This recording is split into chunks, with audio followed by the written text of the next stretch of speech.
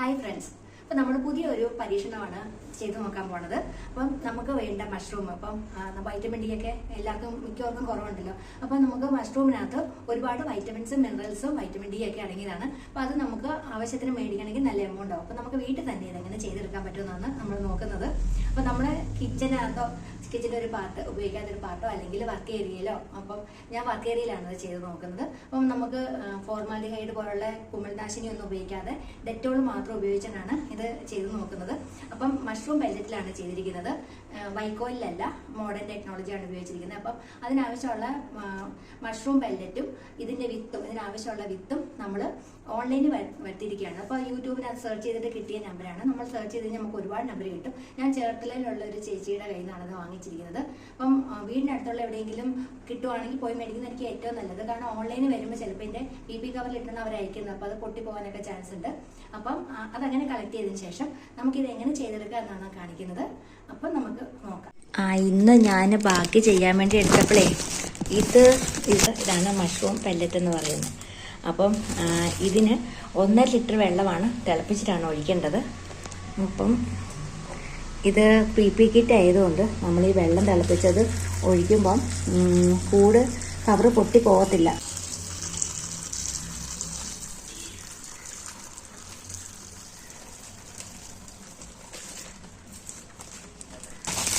നമുക്കിത് ഇങ്ങനെയൊന്ന് കൂട്ടിപ്പിടിച്ചിട്ട്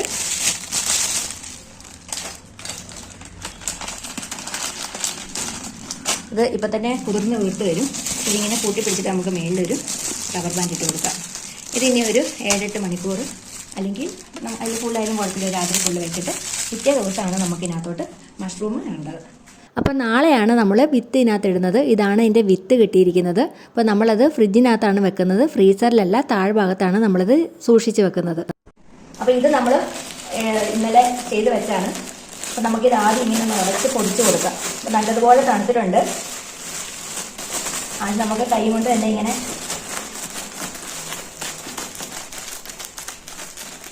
പൊടിച്ച് കൊടുക്കാം.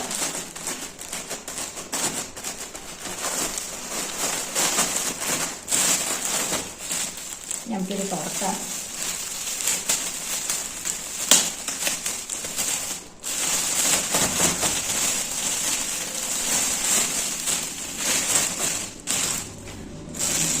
ഇതാണ് വിത്ത്. ഇത് നല്ല കട്ടിയായിട്ടിരിക്കുവാണോ എന്ന് ആദ്യം ശ്രദ്ധിക്കണം. കട്ടിയായിട്ടുള്ള വിത്ത് മാത്രമേ എടുക്കാവുള്ളൂ. നല്ല വെള്ള കളറായിരിക്കണം. പച്ചയോ കറുപ്പോ ഒക്കെ ആണെങ്കിൽ എടുക്കരുത്. അപ്പം ഇത് 300 ഗ്രാമാണ്.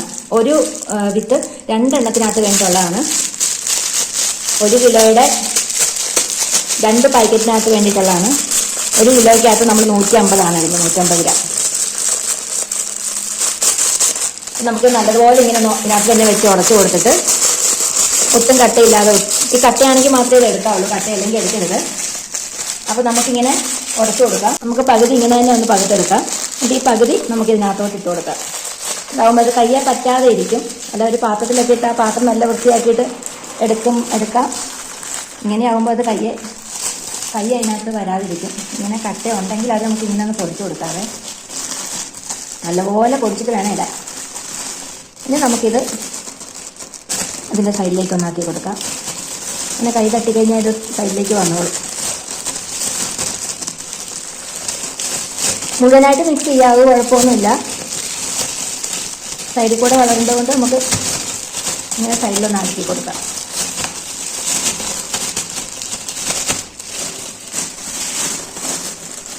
ഇനി നമുക്ക് അതിൻ്റെ മുകളിൽ മൈക്രോപോർ ടേപ്പ് ഒട്ടിച്ചു കൊടുക്കണം.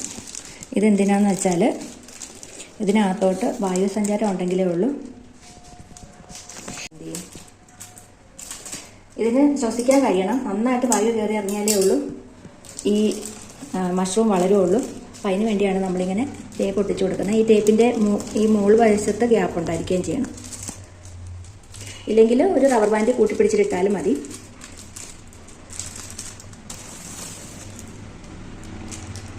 രണ്ട് വശത്തും ആ വശത്ത് നമ്മൾ ടേപ്പ് ഒട്ടിച്ചു.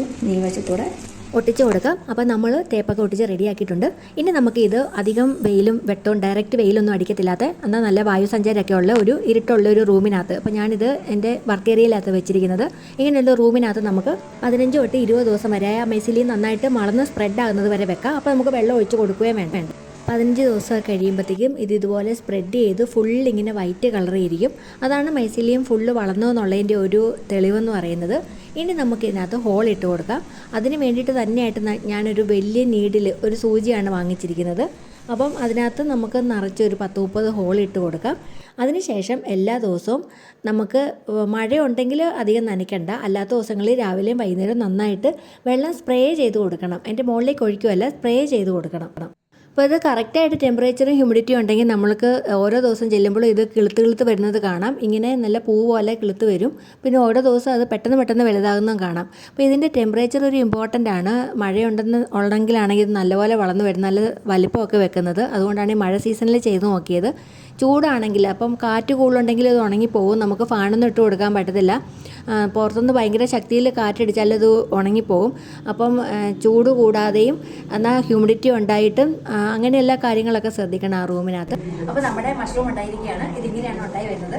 അപ്പം ഈ വിരിയുന്നതിന് മുമ്പ് ഇത് പറിച്ചെടുക്കണം. ഈ ഫുൾ ഇതിങ്ങനെ വിരിയുന്നതിന് മുമ്പ് ഇതിപ്പോൾ ഇച്ചിരി ഒരു ദിവസം കൂടെ ഇപ്പോൾ ഇന്ന് തന്നെ എടുക്കാൻ വേണ്ടി ആയതുകൊണ്ടാണ് ഇങ്ങനെ എടുക്കുന്നത്. നമ്മൾ വിൽക്കാനൊക്കെ ആണെങ്കിൽ ഇതിങ്ങനെ ഫുള്ള് വിടർന്ന് വരുന്നതിന് മുമ്പ് തന്നെ എടുക്കണം. ഇതിൻ്റെ ഈ കട്ടിയുള്ള ഭാഗത്ത് പിടിച്ചിട്ട് ഇങ്ങനെ ഒന്ന് പിടിച്ചു കഴിഞ്ഞാൽ ഇതിങ്ങനെ പോരും.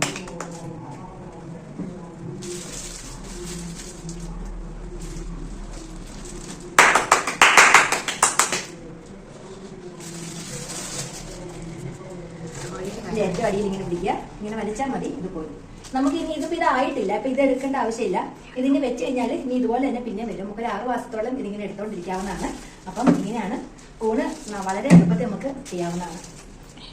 അപ്പോൾ ഇത് നമുക്ക് ഒറ്റ എണ്ണത്തിൽ നിന്ന് ഒരു ദിവസത്തേക്ക് തന്നെ നമുക്ക് ഇത്രയും കിട്ടും. വീട്ടിലേക്ക് ആവശ്യമുള്ള കാര്യങ്ങളൊക്കെ നമുക്ക് പെട്ടെന്ന് ഉണ്ടാക്കിയെടുക്കാൻ പറ്റും.